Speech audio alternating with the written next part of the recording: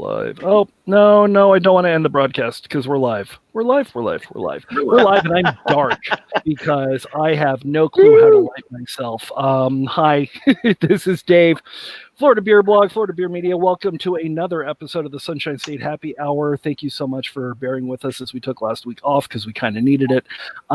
Steve, our resident veteran, happy Veterans Day. Thank you, Dave. Had free lunch today. As you post pictures of yourself without the beard, so I kind of had to do a double take as to who that human being was. I thought you'd enjoy that one. You look completely unrecognizable. That was last deployment with my brother in 2010. Nice. He just happened to be in the same base as me. So, kind of near and dear to our hearts, especially my hearts, especially with my family, is the theater. And because of COVID-19, because of the quarantine, because of the economic downturn that it took, and some of the reasons why, unfortunately, all performing arts, not just in New York City, but across the nation, have suffered pretty strongly. And since we have a trend of creating beers and allowing breweries from around the country to brew those as long as they are willing to share the profits with organizations that are close to them, such as Black is Beautiful or the kind of progenitors being Resilience Altogether. From Sierra Nevada. Altogether, forgot about that one. Yeah. I was very, very, very excited when our friends at Benedict Beer Blog posted about Curtain Up, which is a beer that is going to be benefiting the Actors Fund and performing arts from around the country. And it was created by the gentleman that we have on our show right now. From Gun Hill Brewing in the Bronx, we have their co-founder, co-managing partner, Dave Lopez. And then from the Happy Hour guys, we have a couple of actors, so don't feed them. Try not to make any sudden movements and get your hands too close. Mark Aldrich and Jimmy Ludwig. Gentlemen, thank you so much for coming on the show. Thank you. It's our pleasure. Thanks for having us, man.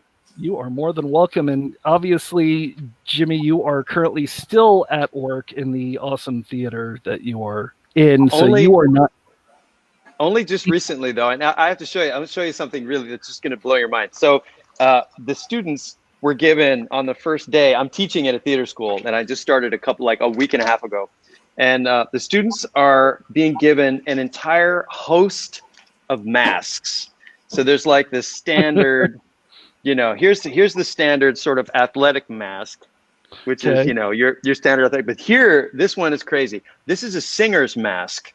Because I'm teaching musical theater performance. So it's rigid. Really? It goes on like this. And it's, you can hear it muffles, but it lifts the mask away from, but you're walking around with this sort of duck, this sort of duck bill on your face. So I'm teaching a singing class to, I don't know, a whole bunch of kids that are doing this. And we're trying to act and do things with this. This is the world we're in now. It's insane. It's just insane. I kind of feel like Disney can jump on that bandwagon and make a Donald Duck bill out of that. And then obviously the kids can also hide flasks and vapes and whatever they want to inside. You'd be none the wiser. If I see smoke coming out, I'm going to be like, hey, share some of that. Oh my goodness. But I'm assuming everybody else is drinking something interesting. So Mark, I'll start with you. What do you have? I because Curtain Up hasn't actually made its debut yet, I ran to the corner, which is something we can still do in New York, and I picked up the Insufficient Fare hazy IPA from Five Boroughs, which is one of our partner breweries in this, and we've partnered with them in the past. They were part of the Broadway Brews project, which I'm sure we'll touch on as we go along. And it's really delicious. It's a nice creamy mouthfeel. It's definitely a lot of tropical food in there. And it just was released. I think it's an old beer that they just released again, and it just came out last week, and it's delicious. So. Awesome, Dave. I'm going to assume that you're drinking a Gun Hill beer. I'm going to hope that you're drinking a Gun Hill beer. If not, that's perfectly fine because I'm hoping that the New York City area has at least a couple good breweries. But we have one or two here. We have one or two. But I am drinking a Gun Hill beer. I'm drinking our dry hop pilsner called Rooftop. It's a recent release a couple weeks ago, and it's dry hop with Nelson, Sriracha Ace, and Motueka.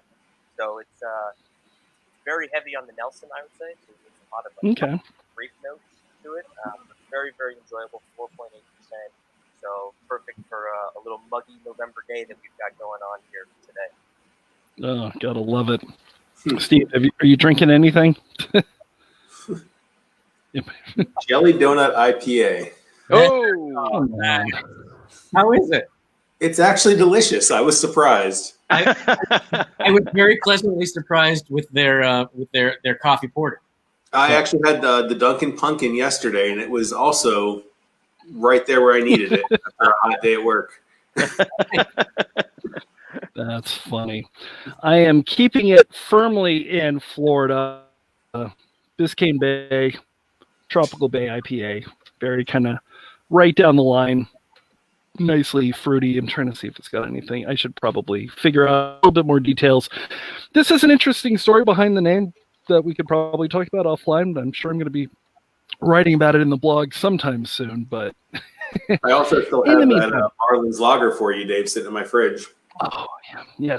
Yes, because with the exception of my beloved Lightning, Florida sports teams right now are, they are what they are. All right, so I guess let's kind of start because obviously with Curtains Up, it kind of has its formation in the Broadway Brews Project, which kind of goes back into the three of you in your own ways getting into craft beer. And Dave, I'm actually going to start with you because with Gun Hill, obviously you can take the word gun and go many different ways with it, but you take one look at the iconography that you have, and it's very clearly Revolutionary War. It's very obvious.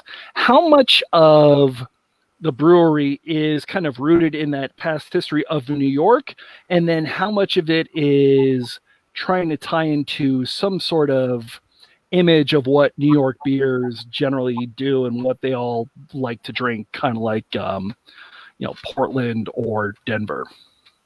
That's a lot of question.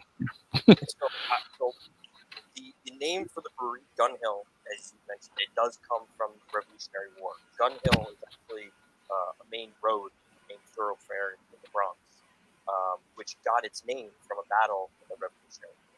The brewery is right off of Gun Hill Road, so that's part of how we came up with the name. I was also a history major in college, so history was always a big thing for me, particularly diplomatic history, so I knew a lot about the American Revolution. So all these things tied in, and then in addition to that, we had a farm breweries license, in addition to a microbrewery license. In New York, there are farm breweries, which just means that you have to have a certain percentage of your ingredients have to be grown in New York State. So given that that's one of the licenses that we have, it was really important that the name of the brewery have a real New York feel to it. Because both my business partner and I, we were born and raised in New York, and I was born and raised in New York City specifically. So there was definitely that tie-in. What we tried to do when we first started the brewery is a little over 6.5 years old now. When we first started, almost all of our beers had some sort of tie-in to the Revolutionary War period, whether it was figures or just battles or something along the lines, which is also how we tied in with the Happy Hour guys in Hamilton initially, was because of one of them. Yeah. I think what we've done and what we've realized is that for better or for worse, people don't necessarily care about the Revolutionary War history when they're talking about beer. When they're talking about beer, people do care about the Revolutionary War. And then unfortunately, one of the other things is that one of the main images that we used was the original American flag with the 13 stars on it. It's kind of being co-opted a little bit over the last couple of years. And being that we're in the Bronx, we've had a little bit of pushback about that. And We like to say that we're about as apolitical as possible, because it's not our place to be going out there and saying any of that. Our job is to make beer that people want to drink, and being a place for our community to come and enjoy that. And so what we've tried to do in more over the year and a half, really try to gear ourselves more toward still having that tie-in, because that's where our roots are, but also figuring out ways to represent New York and represent the Bronx specifically. And so we've started morphing some of our beers to have more of that local New York feel rather than just a revolutionary feel. Awesome. Yeah, that's amazing. And you kind of touched on the beer, the Hamilton beer, which is where we bring in these two guys, Jimmy and Mark. I guess, how did you start doing a series that married theater and beer? That doesn't necessarily seem like it's the two that are the best bedfellows. Mark, you want to take that? All right, I'll take it. So Mark and I started doing the Happy Hour Guys in 2006. That's when we shot our pilot at McSorley's. We met in 2003 doing a production of 1776, as irony would have it, and at a theater down in DC. And just sort of thought, hey, maybe there's a show in our shared interests of beer and historical bars. And then in 2008, we just started producing. We just sort of, let's just keep this going. And we had never, for years then, from 2008 we didn't start the Broadway Brewers Project until 2016. And we never really could figure out a way to bring our actor lives and our beer lives together until it was, wait, we should have, there was always the thought, well, we could make a beer with a Broadway show, but the kicker, the thing that really sort of put it over the top was the charity, was the fact that the cast would choose a charity, and then they would brew this one-off beer for a good cause. And that's what really all brought it together. And then we started, I went out and started pitching it, and to have Hamilton be the first yes was sort of hitting it out of the park. And also to have Dave Lopez be the first and Gun Hill be the first brewery to come on board was completely hitting it out of the park, because there were so many logistics involved in making the project work. And Dave and everybody at the brewery was just fantastic in helping us do it. And they've been great on this project as well. So Curtain Up is circling back around to our very first brewery, our very first Broadway brew, the Hamilton beer, which is Rise Up Rye, and sort of continuing that relationship. And it's just been an absolute blast. Mark, I think you can talk a bit more about just this process, the Curtain Up process. Oh, the Curtain Up process. Well, and actually, I want to hold on for 1 second, because Sure. that actually, Curtain Up, it really does look like it's the end result of all the work that you did with the Broadway Brews process. So my couple questions are for you, Mark and James. How did you go about trying to pitch the idea to the different shows and obviously the different breweries? And then Dave, how did you react when you got this phone call? And we've got other couple questions before, so we can talk about Rise Up Rye a little bit, because I am definitely interested. But how did you go about starting that process? Well, I went out and started pitching to people, and I just want to tell this one story. I went out and I pitched to a show that will remain nameless, but the show had a lot of, shall we say, rock and roll influence in it. And I had a phone call with the producers, and they were like, "We just don't really understand what beer and Broadway have to do with each other." And I was like, "Are you kidding me? It's rock and roll. You don't think people drink in rock and roll?" Silence. Silence. And I was like, oh, so I just kept pitching, just cold calling people. And and then Hamilton came through after just being stupid and just walking into people's faces and going, here's the thing we want to do. Mark, you can take it from here. Sorry. Well, I think on the surface, yes, it seems like a really pair of strange bedfellows. But when you sort of get to thinking about it, craft brewers, as you guys know, are some of the most big-hearted, generous people you're going to meet. I mean, they are always giving back to their communities. There's always a charitable outreach. It's always more than just about themselves. It's about the community. It's about, bettering the world around them. And honestly, the Broadway community in particular, but I think also the theatrical community at large, is also pretty much rooted in that. They want to make their communities better. not just by what they do on the stage, but how they carry themselves in their community and around, people around them. And there's a lot of charitable outreach from theaters, and definitely Broadway is Broadway Cares Equity Fights AIDS is a huge organization that, that twice a year for multiple weeks raises enormous amounts of money for people who need it. And the Actors Fund, which is connected to Curtain Up, is also another sort of massive charitable organization that affects people around the country. And it's not just about actors, it's about, everyone who's involved in live entertainment. So when we realized that there was a marriage there, we just had to connect the dots. Then it all made sense. And then, yes, Hamilton being the first to say yes makes everything easier after. That's a very Dave, yes. So, Dave, I'm assuming these two guys come to you and say, not only do we want to brew a show do we want to brew a beer in conjunction with a Broadway show, but that show just happens to be Hamilton. What was that end of the phone call like? So it was literally right around this time of year when Jimmy called me, and we knew each other, but we weren't. I would say this: I was definitely not anywhere near in the position that I am with these guys today. Then. But these guys, they called me and they said, so you're familiar with Game of Thrones and Omegang doing this series. We're thinking about doing this with Broadway and beer. And I said, sounds great. And they said, well, you guys make this beer called Skylar's American Wheat, and we thought it's a natural tie-in to Hamilton. Would you be interested if Hamilton says yes? And I was like, let me think about that one. Sure.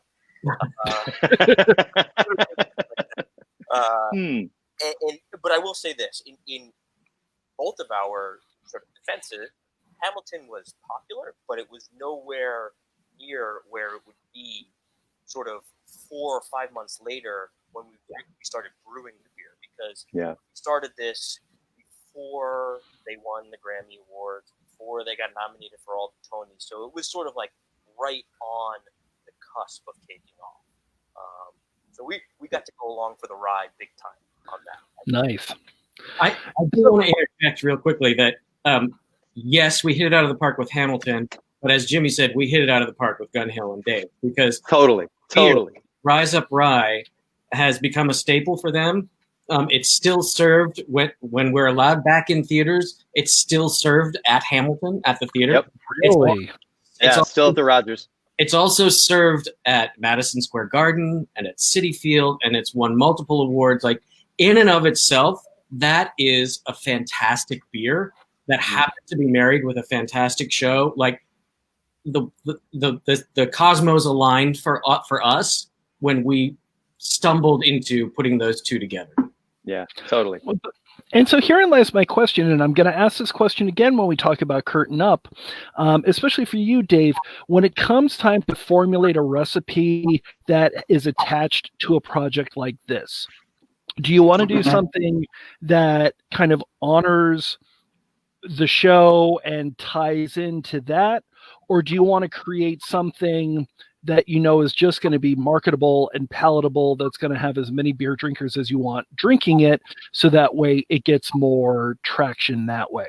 So let me first talk about Rise Up Rye. This is one thing that actually, it's crazy. It has actually never, ever come up. I don't think anybody knows this except for the three of us and a couple of actors from. But the actual beer that we were going to originally brew is not the beer that we brewed, because in the middle of this whole process, we actually switched brewers, and so we changed the style of beer that we were going to make after our initial meeting. But the way that we approached this was we sat down with the cast and we sort of said, well, what do you guys like to drink, and what do you think? Or what do you think you like to drink? Because to be fair, these guys were not really craft beer drinkers. They're sitting there telling us that, I really like Stella, or I like Sam Adams. And we're like, okay, yeah. But some of these guys. I remember hearing Corona get thrown around, and I cringed a little. And so the original idea for all of these, don't forget, was we're brewing a beer one time, and we're brewing it at a release party that's to benefit a charity. So the thought process is, okay, we need to make a beer that, number one, is going to appeal to the cast members because they need to take ownership of it. But we also want to make something that will appeal to the craft beer aficionado who we're going to invite to this event. And the idea is to try and make something that people will want to buy and drink a lot of at this release event. And whatever happens after that is great, but we didn't plan for any of that. So I think the mission that we set out for was to make this low ABV sessionable beer that was palatable to the average drinker with also enough subtlety to appeal to your craft beer fan. And then in addition to all that, throwing in something to tie into the New York agricultural scene from the Revolutionary period, which is where the rye comes in. Yeah. Rye was a major staple in the New York agricultural economy during the Revolutionary period. So that's why. And it also had the name Rise Up Rye has a nice little ring to it. And obviously anybody that's seen the show or has watched the film knows where Rise Up comes from. So when you factor all that in together, that was sort of how we married it all together. I will say this, that even though it's a Saison, it is a very mild Saison. However, that has probably been the biggest challenge with that beer, is getting people to accept the fact that it is something more than just like a scary word that they don't know. For example, like I'm a big Mets fan, so the last couple of days have been fantastic for me. I feel like I don't know what to do with myself. But I would go to games at Citi Field and I would stand online and watch people, and they'd like sit there and try and read it on the sign, and then they'd immediately just go, whatever IPA or Pilsner you have on, I'll take that instead. Because people don't necessarily know. And so it was like something that was scary. But once people tried it, if you just gave it to them blindly, they'd go, oh, this is really nice and refreshing and easy drinking. Well, yeah, that's exactly what we were going for. But if we could do it all over again, we'd probably try and find a different way than just saying Rise Up Rye Saison. It would probably just be Rise Up Rye Session Ale or something like that. Yeah. That makes perfect sense. Excuse me. And so, obviously, there's a totally different answer for Curtain Up. So when we get to that, I can give you. Oh, right. Absolutely. Right. Because obviously, so it's 2016. The Broadway Beers Project continues on with School of Rock and some other shows, and continues on. And obviously, Gun Hill continues to grow and everything. And then COVID hits. Can you please, trying to make it as least depressing as humanly possible, Jimmy and Mark, describe what COVID has done to not just Broadway, but performing arts throughout the country. And Dave, I'm going to ask you about the beer community in New York right after this. So please depress us all. Well, Mark, where were you, Mark? I was on the national tour of Lincoln Center's My Fair Lady with my wife, which never happens. I mean, how often do you get to work with your significant other? And we made it to Columbus, Ohio, and we had one performance, and then everything stopped. And we thought at first it might be for a weekend, then we thought it might be for a week and a half, then maybe a couple of weeks. My wife was actually sick at the time. She had pneumonia, and in hindsight, quite likely had COVID. But no one was testing for it at that point if you hadn't been to check. So we ended up holed up in the Holiday Inn in downtown Columbus for 6.5 weeks because she wasn't ready to travel, and then New York got really bad. So it was very Stephen King. We were at times pretty much the only people in the hotel. There was a huge so it just felt really weird. But we made some friends. We got to know Columbus because at that point you were still able to move around, a little bit within reason before we made our way back here. But for our specific situation, we've heard that our tour will resume when the world resumes.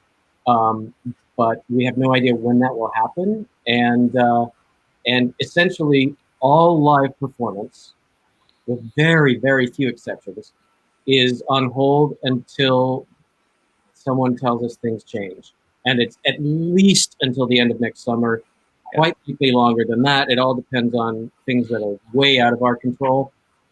we have watched our colleagues and our families and our friends sort of screech to a halt, and we're 9 months in, and that means that rents and health insurance, which is always tied to employment for actors, which speaks to our specific situation, and so many more things are coming due, basically. So, Yeah. so things are getting rough, but as you know, the theatrical community is very resilient, and there's still a lot of hope and a lot of sticking together going on. In our situation, my wife and I, my wife is an actress. We both had jobs booked. We weren't on a national tour. We were at home in the Bronx where we live, and we both had jobs, regional theater jobs booked well into the fall. And within a week or two, every single one of them they went out like lights on a Christmas tree. You know what I mean? It's like this one went out, and then another week, and that one went out, and then I mean, the one held on, one just sort of flickered and held on. I was like, no, right. We lost everything, and we stopped paying our mortgage. We asked for forbearance on our mortgage. Mark and I can attest as actors. He said that, but our health insurance is directly tied to how many weeks of acting work we do per year. So we've worked no weeks, and neither has anybody else in our union, which is over 50,000 people. And our health fund just announced that they're cutting our benefits in half because the health fund is money in, money out, right? And since March, there's been nothing coming in. And just to give your audience an idea of what the economic impacts are just here in New York City, Broadway, first of all, Broadway as an entity brings more revenue in than all of the New York sports teams combined. Really? Every single New York sports team, if you put all of their revenue together in one pot, Broadway is still more than that. And it is to the tune of 14.9 billion. In 2018, it was $14.9 billion in a single year, and over almost 100,000 jobs. So 96, 98, and that's everybody, right? It's not only actors, but actors, stage managers, crew people, ushers, everybody connected. And all of those people are desolate right now. There's absolutely nothing. So what we're trying to do is get not a little bit of help for those people, but a lot, because there's a lot needed. It's bad right now. It's super bad. And that's not even taking into account all of the peripheral businesses that rely on Broadway, the bars, the restaurants, the hotels, the brewers, everybody, everything in New York sort of thrives when Broadway is doing well. And put in perspective, 8 home games for an NFL team in New York, but there are 408 performances for a Broadway show every year. So, we've said it before, but Broadway's kind of a heartbeat of New York City, and there's nothing like it anywhere else on the planet. And so when you take that away, it's not just the workers in the live entertainment industry, but it's really all New Yorkers that suffer as a result. Yeah. And then Dave, I'm sorry, Jimmy, go ahead. Good. And just we're concerned not just for Broadway, obviously, but for live performance around the entire country, because Dr. Fauci, I believe Dr. Fauci, to really believe Dr. Fauci, and he says that live performance won't be back in a full muscular way until a vaccine has been out for about a year. That's what he says. And I think that's probably about right. I mean, I think that's because people aren't going to want to be elbow to elbow in a theater until they're sure that, can you imagine? I was just saying this the other day. What happens when we all go back into a theater and in the middle of the show, somebody has a coughing fit? Like 100 people are going to get up and leave. There's going to be like, heck with this, they're going to be out, so it's just going to take a while to get past that. That's amazing. Dave, what happened to the craft beer scene in the New York City area? How did you survive at Gun Hill? How was that? What did you have to kind of do and make changes?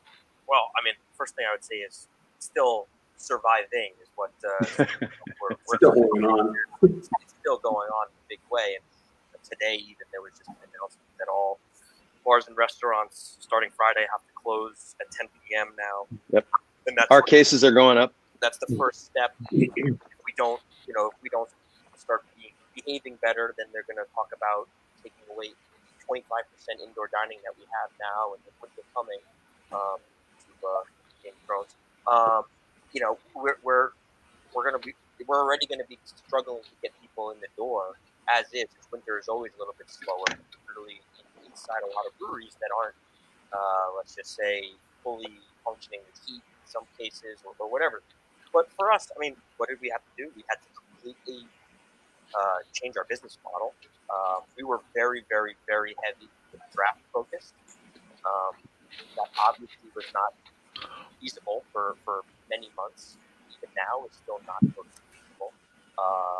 We had to change the way that we brew in terms of the amount that we're brewing, because there was no point in just consistently trying to constantly churn out beers. Especially, we have a 30-barrel brew system, so that's a lot of beer per batch that we can't afford to just be sitting on that. We had to cut people's hours. Unfortunately, that was just the reality of the situation. And then we had to really relook our footprint too, and we really pulled back because one of the things that's sort of, and this is positive, is that everyone is really, really focused on supporting your local, like even more so supporting local. And so it's tough for us to try and this time in other markets when they all want to do the same thing. And we're able to sort of do that here. And there are bars that were, let's just say, if they had 10 taps, maybe 1 or 2 were dedicated to New York. Now they're saying, I want 6 to 8 of those to be New York because I want to support you guys. We're all in this together type of thing. One of the things that I would say that this is one of the reasons why the Curtain Up project is particularly important to us is that we have a lot of people that also work in the brewing industry. We have someone that works for us that their main job is they work in performing arts, Broadway, music, and they rely on bars, on hospitality for their secondary income. And so it's really, really important that we are able to not only support them in their main line of work, but in some cases you could argue that the hospitality industry is their main line of work right now, because that's the constant. Their jobs in Broadway and performance comes and goes, as these guys can tell you, but they rely on being able to be waiters, bartenders, salespeople for breweries, or whatever the case may be. And so, as a New Yorker, it was really important that we find a way to get behind this. But I don't think enough people are realizing that this is not just a New York thing when we're talking about performing arts, and because it's the same thing. Like, I know people that came from the New York scene that have moved to other places in the country. They're still performing artists. They just work at different states at different breweries now, or different bars and restaurants. They still need this, and I think a lot of breweries are missing that point when we're talking to them right now. And I think that it's not. And by the way, the three of us, when we started talking about this, one of the caveats that I put on this is that I didn't want this to be something that was being perceived as a handout from breweries to the performing arts industry. This is something that everybody is in together as well. And this is something that both people need to be able to capitalize on. So it's really, that's one of the things that I think, just to sort of come full circle with the question you asked, is that the brewing industry, particularly in New York, is still a dogfight to survive right now, especially with the unknown of what's going to happen in the cold months and the unknown of what's going to happen with our customer base. But we need this. Everyone needs this, and it's not just New York too, but everyone needs a project like this to sort of mutually benefit one another. And that was one of the things that really I felt strongly about. And I know these guys are 100% on board with that too. Yeah. We want this to be great for brewers as well as artists. Definitely. And that kind of brings us to the question, because, out of all this horrible downturn and everything, we've had some great spots of just brilliance and amazing activity. And out of that, one of the things is Curtain Up, which you can see its genesis in the Broadway Brews project, but this is very, very different. So how did this conversation start for this whole new idea for what to do? And obviously, how did you get Gun Hill involved, and how did that kind of go going forward? Well, the frustrating part for Mark and I was that our initial plan with the Broadway Brews Project was the Broadway six-pack. So Hamilton, School of Rock, Waitress, Phantom of the Opera, Come From Away, COVID. we were ready to do the sixth beer. We were going to finish the six-pack, and then everything stopped.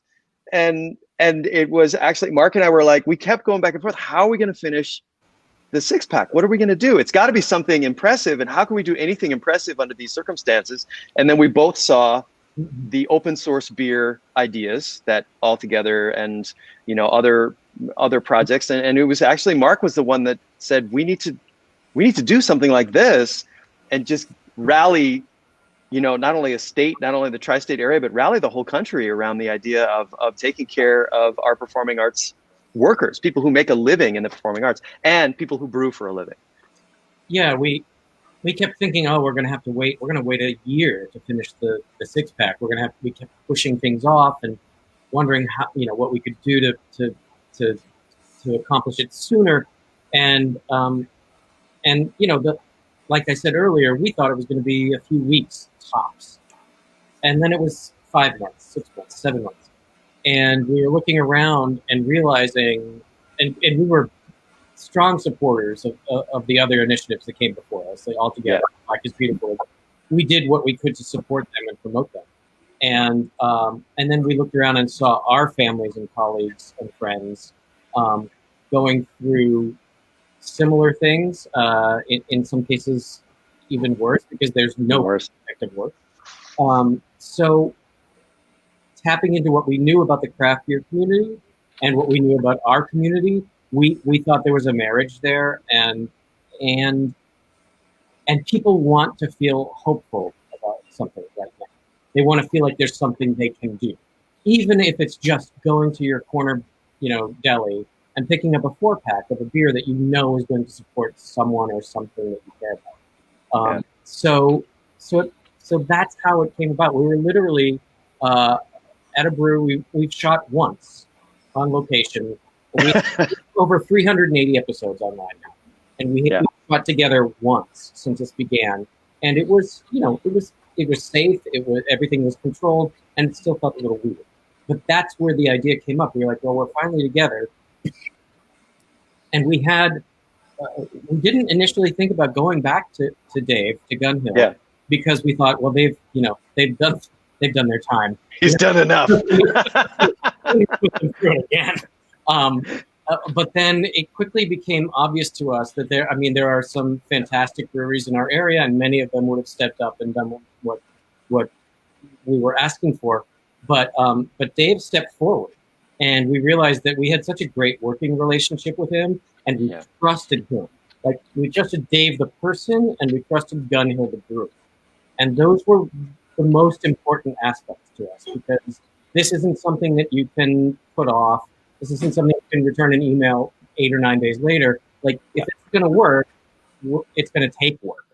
And we reached out to that brewer that we were shooting with that day, and we're like, hey, what do you think about this idea? And a week later, they emailed us back and we're like, oh, sorry, things are really crazy around here. What exactly were you talking about? It was like, okay, you're great.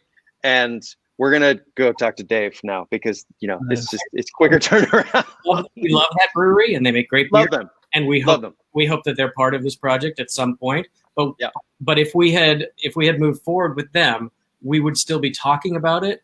But with Dave, we're doing it. Well, and within like 2 weeks, curtainup.beer was built.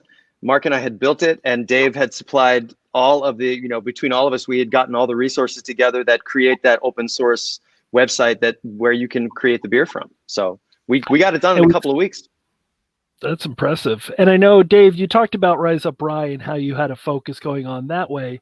Let's talk about Curtain Up, because being open source, you can take a look at the recipe, and not only is it bittered with Citra, but you've got 3 different dry hops for it. It is a hazy in the juiciest sense of the term. So when creating this recipe, what was your thought process? So just Jimmy and Mark actually called me about this, they emailed me, and they're like, can we talk to you? We have a question we want to run by you. And I was like, yeah, sure. And I think within like 2 hours, we were on the phone together. And they sort of said, I'm the treasurer for the New York City Brewers Guild. They're like, with your connections as treasurer, do you think you could help us with this beer? And I said, no, I don't want to help you with it. I want to do it. I want to do it. I was like, I think it's a great idea. And, as I mentioned, as a born and raised New Yorker, this is very, very important. I'm sick and tired of hearing people talk about how people are leaving New York and New York is a ghost town. No. And I want to show that is just so far from the truth, and that how important this is to sort of maintaining the allure that is New York City. So I was like, I want to do it. And they sort of said, well, we've already talked about it, but I said, get out of it because I will work for you. And you did immediately. But so we talked about the idea. Like I said, what do you guys want to do? What kind of beer do you want to make? And the idea was obviously this beer has to sell. This has to be something that people want to buy. Yeah. Feel comfortable with. And I said, okay, well, if we want to talk about that, the two styles that we're really talking about here, we're talking about an IPA or we're talking about something light like a lager or a pilsner. Mm-hmm. And the number one thing is that we talked about was if we go with a lager or a pilsner, which could appeal to an even larger audience, the problem is you might turn off some breweries because they might say, we don't want to take up the tank space, the tank time for that. So, okay, well then we're stuck in an IPA. I said, but one of the things that I felt strongly about was that it needed to be something that was, it needed to be in that sweet spot from an ABV standpoint, because it's something that should be consumed, that people want to be able to drink and not just have one and be like, oh, it's gonna knock you on your ass because you have one. Those are great, but it's not something that's gonna sell a lot of. So, I said we're looking at something in like a 5.5 to 6.5 range, really. And then one thing that was also important, as I mentioned about this being mutually beneficial for breweries and to the charitable aspect of it, was I felt that it needed to be something where breweries could look at it and go, okay, if this is the foundational recipe, this is the base recipe that we're looking at, what's it going to cost me to make that beer? And assuming this is my all-in cost, and obviously in all different places, our fixed costs are slightly different for us because of rent and utilities and whatnot. But if this is what it's going to cost me to make it, what can I sell it for where I can make a profit? And what can I reasonably expect to jack up the price for so that I can add the charitable aspect for it? So I said, this needs to be something that's going to be really reasonably priced, because I'm thinking about this as a business owner and as from a brewery standpoint. Like, I know what it costs us to make this beer. I know what we can sell it for, and I know what bars will buy it for in New York. I know what we can mark it up at to add that. So I wanted it to be something that was going to be reasonable for everybody else to be able to make and feel comfortable charging a little bit of a premium for, knowing that they could still turn a profit on it themselves. So that was sort of the real motivation for this, coming up with this recipe. And to be perfectly honest, it's a variation of something that we had done in the past with input. I actually spoke with a couple of brewer friends of mine that own other breweries that also brew, and we sort of talked about what they like. And so some of the hop varieties that are in there are actually things that were recommended, a couple of the tweaks. I actually had a brewery reach out to me yesterday and say, hey, we're thinking about brewing it next week. Are you okay though if we make a change to the hop bill? And I'm like, that's the whole point. Go for it. Well, and that's the nice thing about going with an IPA is that you leave space where if they want to modify the recipe, if they want to add mango, if they want to add grapefruit, whatever, they can. Yeah.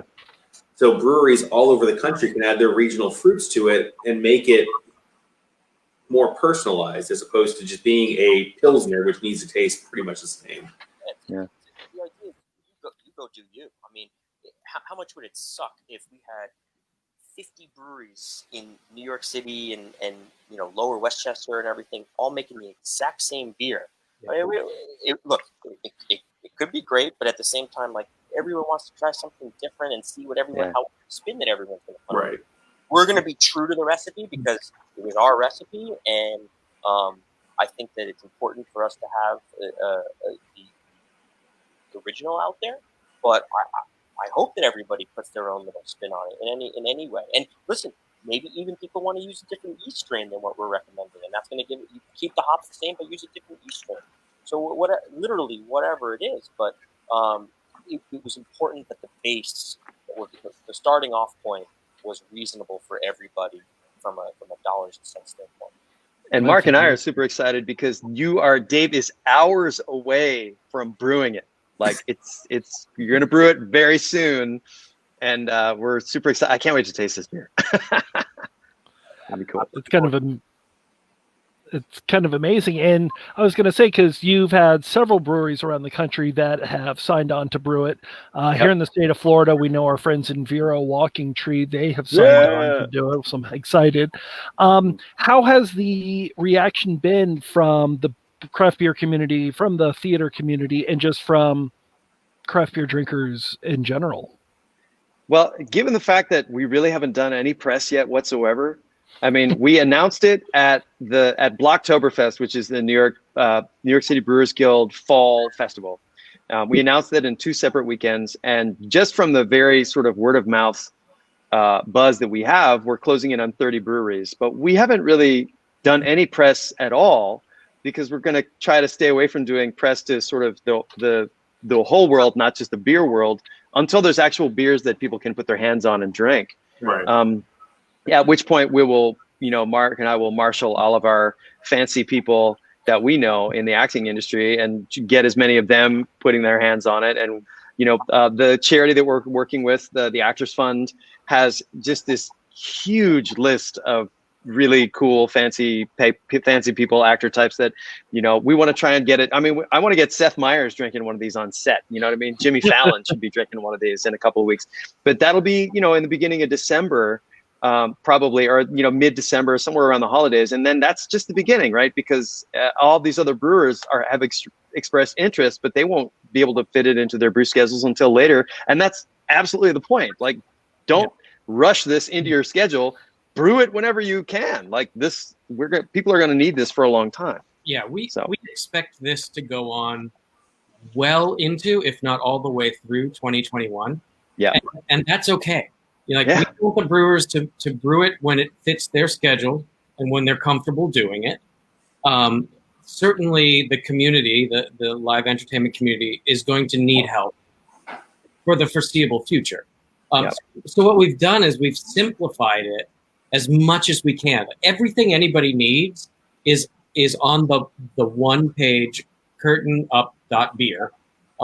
Everything they need, from label art to a discount on label printing to the recipe, like everything is there, including the list of breweries that have agreed already to sign on.